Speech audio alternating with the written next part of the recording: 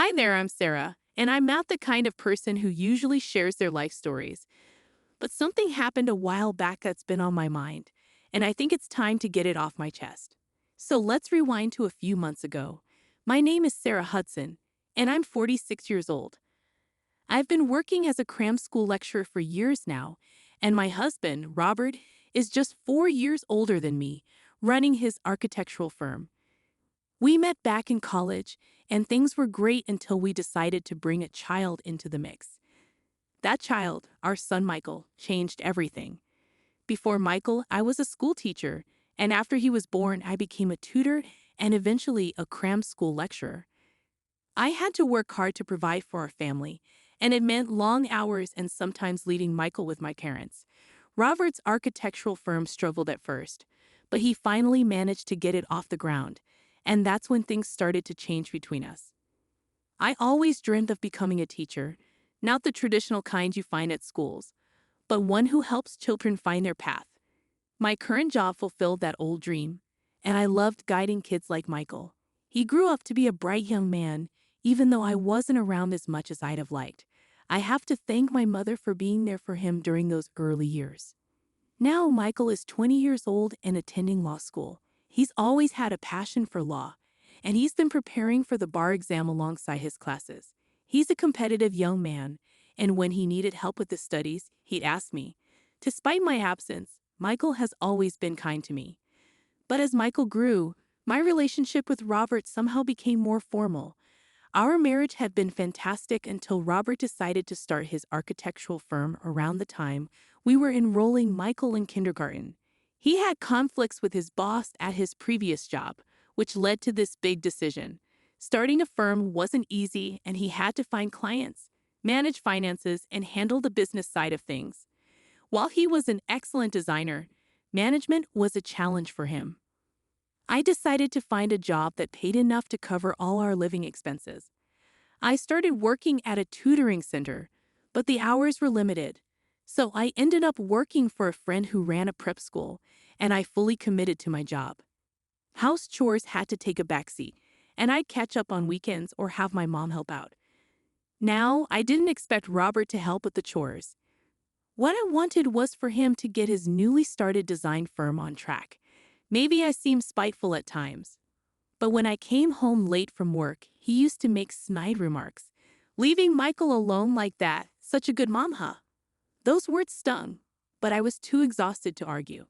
Eventually, Robert stopped making those comments as his firm began to thrive. He worked long hours, often into the wee hours of the morning. "It's easier this way," Michael would say. My son, always the mature one. By the time he got to middle school, he could cook and took care of the house. The laundry was neatly folded, the house was clean, and I couldn't help but be proud of him. "Don't worry about it, Mom," he'd say. "I enjoy doing it. It's a good break for me." But our relationship with Robert started to deteriorate. It had been terrific before we had Michael, but now we seemed like strangers in the same house. When Michael asked me about his studies, Robert's mood would darken. "I'm going to study in my room now," Michael would say, trying to avoid any confrontation. Robert would often get upset and complain about Michael's attitude. "What's with that attitude toward your father?" I'd brush it off, saying it was just a rebellious phase. The truth was, I wanted to tell him that Michael was the one who did most of the work. Robert didn't contribute to our living expenses or Michael's school fees. I was covering everything, and arguing with Robert seemed like a waste of time. Our lives had become so separate that we slept in separate rooms. When the three of us were home, we'd each be in our own rooms. We moved to a larger apartment, but the family atmosphere turned cold. We still celebrated together when Michael got into the law school he had always wanted to attend. It was a proud moment for me, but Michael's response was indifferent. He had always known what he wanted, and he worked hard to get there. He didn't attend prep school, choosing to study on his own. "If I don't understand, I've got a good teacher at home," he'd say. "Why do I need to go out for it?" He'd take a mock exam to gauge his national level but saved money by not going to prep school. One day, he suggested we try a high-end Japanese restaurant. Michael thought it was a special day and said we had plenty of time to enjoy a multi-course meal. I was surprised when we arrived. It was a famous spot often featured on TV and in magazines. The lunch menu turned out to be quite affordable, and I couldn't resist. As we were led down a long corridor to a private room for small parties, I couldn't help but feel a bit uneasy. We were enjoying our meal when we overheard a conversation from the room next to us. A man and a woman were talking about something that caught our attention. The man said, "Drinking from the afternoon is something, huh?" The woman replied, "Yeah, totally. It's rare for you." The man continued, "You're really happy today." The woman explained, "Of course. That annoying brat is finally an adult. I can divorce without paying child support, and then we can finally get married." Michael and I exchanged puzzled glances. What were we hearing? Michael called out, "Is this seat taken?" from outside the closed door. A woman inside replied, What is it?" Before I could comprehend what was happening, Michael opened the door and walked in, introducing himself to the people inside. The woman was a bit startled but soon composed herself. She said, she seemed to remember she had come to sell insurance during a break, promising to meet with a staff member. "Then this will be quick. My name is Kate Smith. I've been seeing your husband for quite some time. Seriously, now that your son is an adult, I think it's time for a divorce." I couldn't believe what I was hearing. Michael had orchestrated this meeting, and it was turning into something I hadn't anticipated. Kate was confident and straightforward. "With your son being an adult, Naomi doesn't need child support for Michael anymore. However, she has the right to claim alimony from you two." The man with her added, "What if it's about the breakdown of the marriage? Naomi is in the same boat." Kate firmly said, "That's not true. An affair and financial abuse, those are grounds for alimony. Robert's affair, not contributing financially to the household, these are serious issues." I was still in shock, unable to comprehend the situation fully. Kate continued, "Yet you eat at home without question, get your laundry done right." I couldn't believe the audacity of this woman. But what shocked me more was when she said, "I've been raised all along with Mom's money." Robert had no words to return to Michael's relentless statements. When did he check the bank books? I had been paying for everything in our household, from rent to groceries and utilities. Michael added, "So in that sense, you've been living off me, haven't you?" I couldn't believe the situation we were in. Robert's face went through a series of changes, from anger to shock to resignation. Kate explained that Naomi had the right to claim alimony, and Robert had no choice but to listen. Finally, I gathered the courage to speak up. "Living off you? That's a horrible way to put it." Michael wasn't done. "That's how it's been, hasn't it?" We were all stunned into silence as the reality of our situation sank in. Kate explained that Naomi had the right to claim alimony, and the lawyer, Mr. Young, assured me that he'd take care of everything. I nodded, not knowing how to react. Michael said, "Well then, Mom, we're done here with our meal and our business. Let's go home." I wasn't sure if it was okay to leave Robert behind, but Michael reassured me that he still had business to discuss with the two architects. The situation was spinning out of control, and I was left bewildered. A man and a woman were brought over to talk to me. They gave me a slight bow, and I didn't know how to handle it. Michael had taken charge and orchestrated everything. He explained that he had gotten interested in law during college and found a professor who advised him to know his enemy first. That's when he started investigating everything around his dad. The two architects had a conflict with Robert, and Michael had introduced them to Mr. Young. They wanted to deal a blow all at once.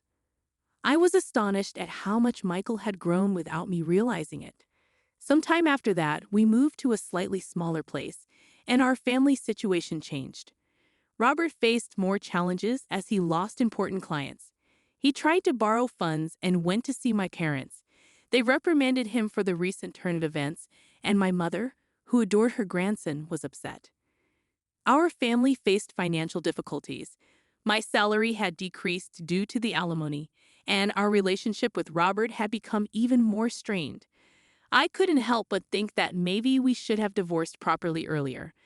I had agreed with what Michael had said back then, but the situation had escalated beyond what I could have imagined. As the days passed, I couldn't shake the feeling that our lives had taken a dramatic turn. We were in a smaller apartment, struggling with financial issues, and I couldn't help but wonder how we had reached this point. The relationship with my husband had deteriorated, and our family was facing challenges we had never anticipated. I couldn't deny that the turn of events had been orchestrated by Michael. He had grown into a confident and capable young man, and I was both proud and amazed at his abilities. However, the consequences of his actions had left our family in disarray, and I wasn't sure how we would navigate the future. The days that followed were marked by an eerie silence in our household. Robert had become more and more withdrawn, which wasn't surprising given the whirlwind of events that had unfolded. The sudden revelation of his affair and the financial dependence he had on me had hit him hard. The fact that our marriage had been deteriorating, but neither of us had addressed it, only added to the tension in our home. It felt like we were all living in separate worlds, sharing the same physical space but emotionally distant from one another. The atmosphere was heavy with unspoken words and unresolved issues. Robert's once bustling architectural firm had lost significant clients due to the scandal, and he struggled to find his footing. He had to deal with the consequences of his actions and the financial strain he had put our family in. I couldn't help but feel a mix of emotions. On one hand, I was relieved that the truth was out in the open and we could confront the problems that had been festering for years. On the other hand, the sense of betrayal and the shattered trust in my marriage weighed heavily on my heart. The fact that our son had taken it upon himself to expose his father's affair and financial irresponsibility added another layer of complexity to the situation. Michael had grown into an independent and mature young man, but it was apparent that he had carried a heavy burden.